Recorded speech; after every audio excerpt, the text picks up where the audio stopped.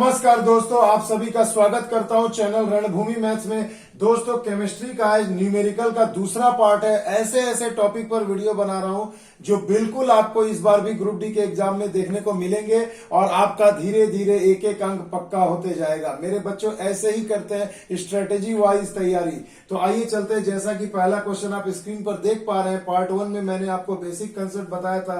Part 2 में थोड़ा पिछले वाले वीडियो का कुछ पोर्शन कराऊंगा और फिर से 2 टॉपिक आपको नया भी पढ़ाऊंगा। तो मेरे बच्चों, इसमें देखिए कहा गया यूरिया में नाइट्रोजन का प्रतिशत ज्ञात करें। तो यूरिया में नाइट्रोजन, तो मेरे बच्चों सबसे पहले तो आपको यूरिया का केमिकल फॉर्मूला पता होना चाहिए। क्या होता है? NH2 माफ कीजिएगा, NH2CO यही ना होता है भैया यूरिया का केमिकल फॉर्मूला NH2CO इसमें अब आपको नाइट्रोजन का प्रतिशत पूछा गया है। तो आइए पहले निकालते हैं। अब मेरे बच्चों याद रखिएगा, प्रतिशत पूछे, वेट पूछे, कुछ भी पूछे, एटॉमिक मास को बिठाइएगा। किसे बिठाएंगे मेरे बच्चों? एटॉमिक मास को। तो सबसे पहले आप ये देखिए, नाइट्रोजन का एटॉमिक मास कितना है? 14 है। तो यहाँ 14 बैठा दिया। हाइड्रोजन का 1 है मगर 2 यहाँ पर है हाइड्रोजन के परमाणु, तो 2 से गुणा। प्लस कार्बन का कितना होता है मेरे बच्चों? 12 होता है। ऑक्सीजन का कितना होता है मेरे बच्चों? 16 होता है। नाइट्रोजन का फिर से एक बार 14 और हाइड्रोजन का 1 गुणा 2। अगर मैं इसे कैलकुलेट करूं तो कितना आ जाएगा मेरे बच्चों?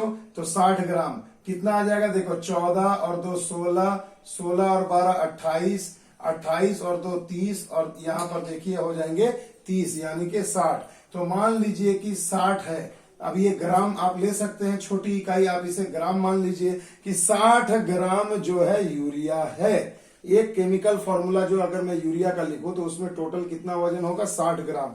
अब मेरे बच्चों आपको इसमें पूछा जा रहा है क्या कि नाइट्रोजन का प्रतिशत बताए। तो नाइट्रोजन मेरे बच्चों देखो, नाइट्रोजन कितना है एक यूरिया में? नाइट्रोजन कितना है? तो मेरे बच्चों देखो, एक यहाँ नाइट्रोजन है 14 और एक यहाँ नाइट्रोजन है तो 14, यानी 14 और 14 28।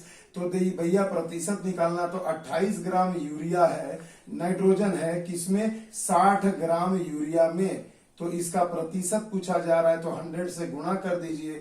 ग्राम ग्राम कैंसल, 0 0 कैंसल, तो कितना हो जाएगा? 2 3 6, 2 5 10। अब नहीं कटेगा तो इसको अगर आप सॉल्व करेंगे तो कैसे इसे निकालेंगे मेरे बच्चों? तो देखिए हो जाएगा 46.6 प्रतिशत ऑलमोस्ट।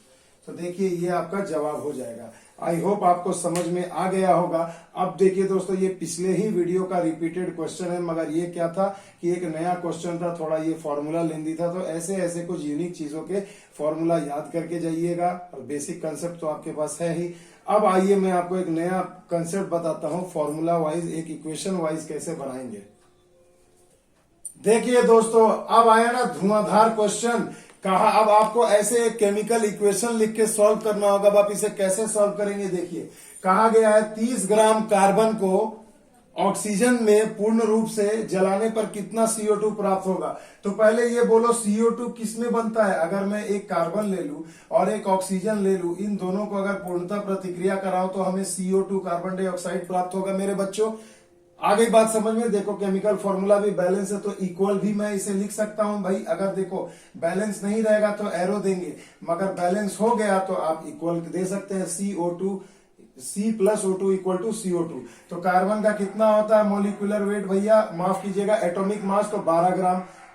ऑक्सीजन का कितना होता है मेरे बच्चों? 16। देखिए ऑक्सीजन का एटॉमिक मास 16 है तो 2 है तो 16 दूनी 32, यानी 12 ग्राम ऑक्सीजन को, कार्बन को अगर मैं ऑक्सीजन में पूर्ण रूप से जलाऊं तो मुझे कितना ग्राम ऑक्सीजन मिलेगा, कार्बन डाइऑक्साइड मिलेगा? तो ये हो गए 12 और प्लस 16 दूनी 32, यानी कि टोटल 44 ग्राम।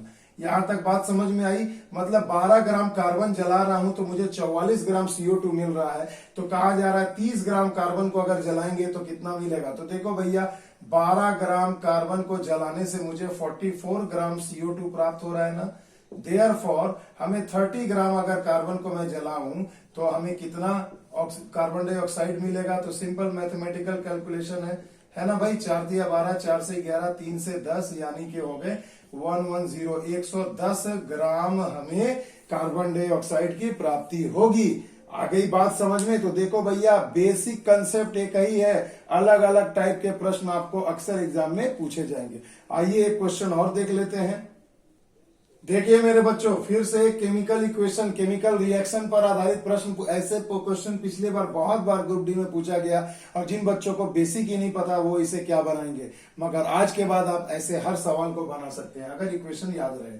और स्टैंडर्ड इक्वेशन ही दिया जाता है मेरे बच्चों, जो आप 7 क्लास 8 क्लास 9 10 में पढ़े हैं उन्हीं पर आधारित दिए जाते हैं। ऐसा नहीं कि कुछ उलूल जुलूल आपसे पूछ लिया जाए।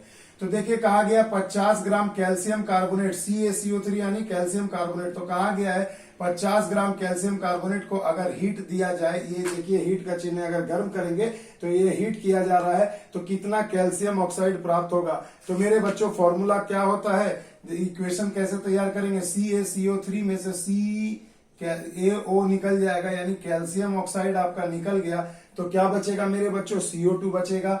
देखो एक CaO निकल गया तो CO और एक O निकल गया तो 2 ही ना बचेगा, यानी कार्बन डाइऑक्साइड भी इधर से गैस बन के निकलेगी।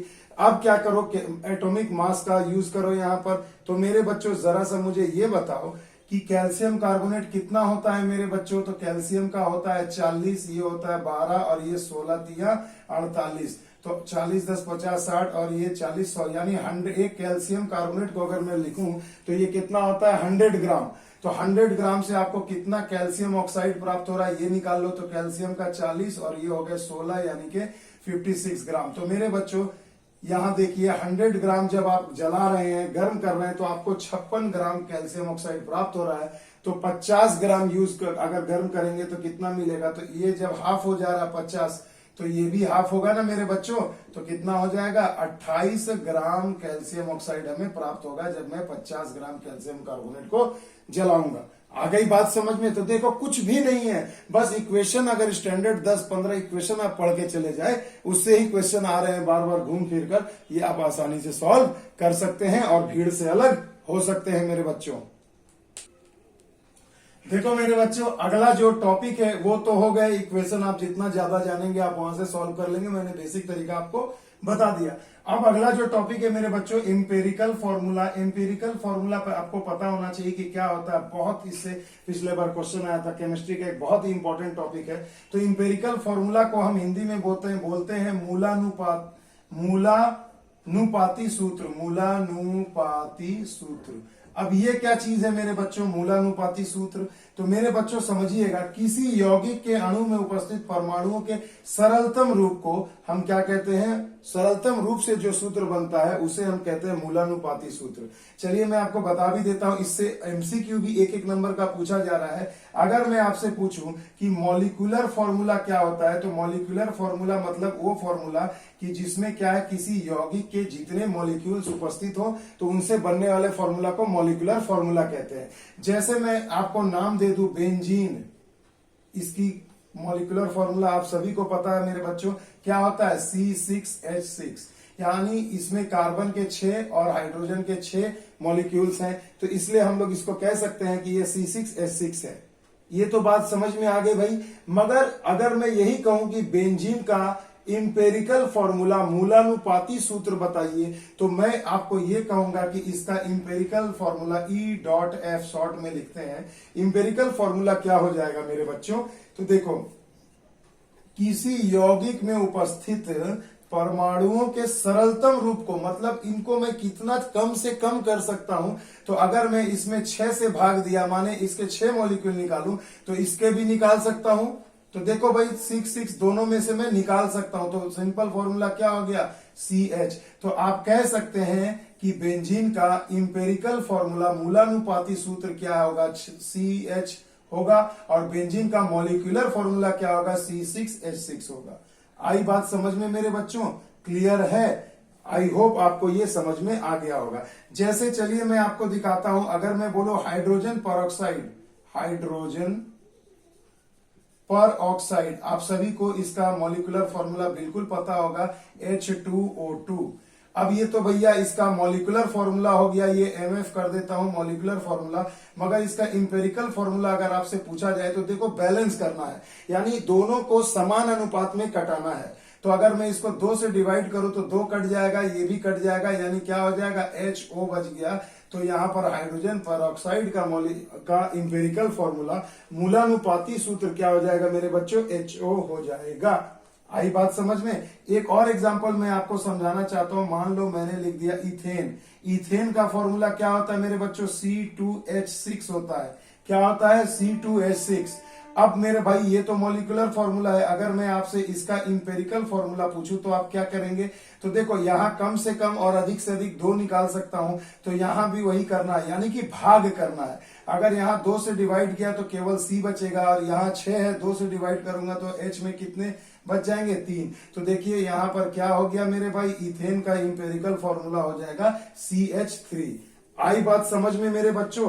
तो मेरे बच्चों अब इसमें मैं आपको एक संबंध बताना चाहता हूं। संबंध समझिए इसे, कि इंपेरिकल फॉर्मूला और मॉलिक्यूलर फॉर्मूला में संबंध क्या है। इतना तो आप लोग समझ ही गए होंगे। तो देखिए मैं आपको एक सिंपल सी चीज समझाना चाहता हूं कि इंपेरिकल फॉर्मूला और मॉलिक्यूलर फॉर्मूला में क्या संबंध है। तो आप ऐसे लिख सकते हैं, देखिए EF यानी इंपेरिकल फॉर्मूला और मॉलिक्यूलर फॉर्मूला में संबंध, तो EF गुना N बराबर होता है M गुना MF होता है मॉलिक्यूलर फॉर्मूला। आणविक सूत्र मैं यहाँ पर आपको लिख देता हूं ताकि आपको किसी भी प्रकार की दिक्कत ना हो। ये हो गया आणविक सूत्र और ये हो गया इंपेरिकल फॉर्मूला, मूलानुपाती सूत्र। मूल लिख दे रहा हूं, आप समझ लीजिएगा। तो N का मान क्या होगा मेरे बच्चों? हो जाएगा मॉलिक्यूलर फॉर्मूला बटे इंपेरिकल फॉर्मूला। पिछले बार का एक क्वेश्चन है, मैं आपको इसी में एक क्वेश्चन भी करा दे रहा हूं इस टॉपिक पर, कि अगर आपसे पूछा जाएगा कि C6H6 यानी बेंजीन के मॉलिक्यूलर फॉर्मूला और इंपेरिकल फॉर्मूला का अनुपात क्या होगा, यानी अनुपात मतलब क्या? मॉलिक्यूलर फॉर्मूला बटे इंपेरिकल फॉर्मूला, इसे ही तो N कहते हैं ना। तो ये अनुपात आपसे पूछ दिया गया था कि इसका बताइए। तो देखिए मैं कैसे इसे सॉल्व करूंगा। मॉलिक्यूलर फॉर्मूला अगर मैं इसका निकालूं, मॉलिक्यूलर फॉर्मूला से अगर मैं इसका भार निकालूं, तो मेरे बच्चों आप क्या लिखोगे? C6H6 का मॉलिक्यूलर वेट क्या आप लिखोगे? देखो तो ये देखो C, आपको पता है ना कार्बन का कितना होता है मेरे बच्चों? 12 होता है। तो 12 गुने 6 प्लस हाइड्रोजन का 1 होता है, गुने 6 कर दो, 12 6 72 और 6 78 हो गया। ये क्या आ गया मेरे बच्चों? अणु सूत्र भार हो गया। ठीक है, ये हो गया अणु सूत्र भार। और अगर मैं यानी मॉलिक्यूलर फॉर्मूला वेट और इंपेरिकल फॉर्मूला वेट क्या होगा, तो पहले इसका इंपेरिकल फॉर्मूला निकालो मेरे बच्चों। EF क्या होगा? C6H6 का अभी मैंने बताया, 6 हट गए यानी CH हो गया। तो इसका वेट निकालो मेरे बच्चों। ये हो गया 12 और ये 1 हो गया 13। अब आपको इन्हीं दोनों का अनुपात ही तो N होता है ना। तो N बराबर आप क्या लिखोगे? 78 बटे में 13 molecular formula weight by empirical formula wait. तो देखो कट जाएगा, 13 6 78 हो गया, यानी N का मान आ गया 6। ये आपके क्वेश्चन का आंसर हो गया। ये पिछले बार का आया हुआ क्वेश्चन है, ये एक ही क्वेश्चन कराना इनफ है। बाकी किसी का भी आपको फॉर्मूला दे, बस उनके मॉलिक्यूलर फॉर्मूला वेट निकाल लो, इंपेरिकल फॉर्मूला वेट निकाल लो, डिवाइड कर दो, N का मान आ जाएगा। तो देखिए एक टॉपिक हंसी का मजाक में हम लोग सीख लिए। आइए एक टॉपिक और है, वो है वेपर डेंसिटी वाला। यहां से भी एक क्वेश्चन पक्का इस बार आपको एग्जाम में आ सकता है। देखिए मेरे बच्चों आज का जो ये तीसरा टॉपिक है बहुत ही इंपॉर्टेंट है, relation between vapour density and molecular formula. आणविक सूत्र, द्रव्यमान तथा वाष्प घनत्व में संबंध। इससे एक क्वेश्चन हमेशा आता है, कुछ मत करना भैया। वेपर डेंसिटी, जो किसी भी यौगिक का जो वेपर डेंसिटी होता है मेरे बच्चों, वो उसके मॉलिक्यूलर फॉर्मूला मास का आधा होता है। ये एकदम ये फॉर्मूला रट लो, यहां से एक ना एक क्वेश्चन किसी ना किसी के सेट में जरूर आएगा मेरे बच्चों। आओ मैं इस फॉर्मूला पर आपको एक न्यूमेरिकल भी करके बताता हूं। तो देखिए दोस्तों, एटॉमिक मास और वेपर डेंसिटी में क्या संबंध है, इसे अच्छे से समझ, माफ कीजिएगा, मॉलिक्यूलर फॉर्मूला मास और वेपर डेंसिटी में क्या संबंध है, इसे अच्छे से समझिएगा। क्वेश्चन ऐसे पूछा गया था पिछली बार, कहा गया था भारी जल का वाष्प घनत्व ज्ञात करें। कितने सारे बच्चे तो वाष्प घनत्व समझते ही नहीं है। वेपर डेंसिटी क्या होती है दोस्तों? किसी भी यौगिक का वेपर डेंसिटी वो होता है कि उसका जो एटॉमिक मतलब मॉलिक्यूलर फॉर्मूला जो मास होता है, ये वाली चीज जो एटॉमिक मास जो होती है, उस यौगिक के एटॉमिक मास का आधा उस यौगिक का वाष्प घनत्व होता है। बहुत काम वाली चीज है मेरे बच्चों, इसे अच्छे समझना। तो देखो वेपर डेंसिटी का फॉर्मूला मैंने बताया, एटॉमिक मास माने मॉलिक्यूलर फॉर्मूला मास बाई 2 कर दो, यानी आधा कर दो। एटॉमिक मास यानी कि जो भी यौगिक है उसका जितने भी एटम्स है सभी का जो मास अगर आपको याद है, आप यहाँ पुट करिए, उसको हाफ कर दीजिए, आपका आंसर आ जाएगा। तो भारी जल यानी कि क्या होता है भैया, कि इसका फॉर्मूला क्या है, D2O। भारी जल का आप सबसे पहले मॉलिक्यूलर आणविक सूत्र द्रव्यमान निकालिए। तो देखो D2O ये भारी जल होता है, हाइड्रोजन से ज्यादा भारी होता है माने साधारण जल से, तो इसका 2 होता है। और यहाँ पर 2 परमाणु है तो 2 कर दिया, प्लस O कितना है मेरे बच्चों, ऑक्सीजन का 16 होता है, यानी यहाँ क्या हो गया 16 और 4 20, यानी मैं कह सकता हूं कि ये तो भैया 20 हो गया। तो अब वेपर डेंसिटी आपको निकालनी है, तो आप क्या बोलोगे 20 बटे में 2 से डिवाइड कर दो यानी कि 10। तो आपका आंसर आ गया कि भारी जल का वाष्प घनत्व वेपर डेंसिटी कितना होता है, 10 होता है। कहानी खत्म। अब देखिए भैया H2SO4 है, तो भैया H2SO4 मैंने पिछले वीडियो में आपको निकालना भी सिखाया था कि इसका कितना होता है। इसका तो भैया सीधी सी बात है, तो इसका मॉलिक्यूलर फॉर्मूला मास द्रव्यमान कितना होता है 90, कितना होता है मेरे बच्चों 98 होता है। तो इसका आधा कर दो 2 यानी 49 हो गया। मगर कैसे ये 98 आएगा, जो बच्चे नए हैं मैं उनके लिए बना रहा हूं, ध्यान दीजिएगा। हाइड्रोजन का एटॉमिक मास कितना होता है मेरे बच्चों 1, 2 से गुणा कर दो। सल्फर का कितना होता है, यहाँ नहीं दिख रहा होगा, सल्फर का मैंने आपको पहले ही भी बताया था 32 होता है। और ऑक्सीजन का क्या होता है 16 होता है, और यहाँ 4 ऑक्सीजन के परमाणु हैं तो 4 से गुणा कर दीजिए। तो क्या हो गया 2 1 के 2, 32 2 34 और 64 कितना हो गया 98। तो मेरे भाई ये तो हो गया इसका मॉलिक्यूलर फॉर्मूला द्रव्यमान मास। अब इसका आपको वेपर डेंसिटी पूछा है, तो क्या करिए जस्ट इसका आधा कर दीजिए मेरे भाई। तो कितना हो गया 49 हो गया। ये हो गया आपका देखिए आंसर। तो मेरे बच्चों मैं बहुत ही सिंपल मेथड से परीक्षा में इंपॉर्टेंट टॉपिक जिससे आपको क्वेश्चन आएगा ही, ऐसे ही फिजिक्स और केमिस्ट्री के न्यूमेरिकल करा रहा हूं, मैथ करा रहा हूं, रीजनिंग करा रहा हूं।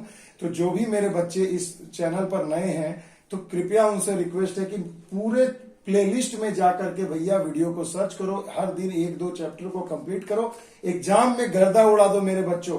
तो ये बहुत ही इंपॉर्टेंट टॉपिक था। अगर मेरा ये वीडियो आपको पसंद आए मेरे बच्चों तो लाइक शेयर एंड सब्सक्राइब जरूर करिएगा। मिलते हैं अगले वीडियो में, तब तक के लिए दोस्तों जय हिंद जय भारत।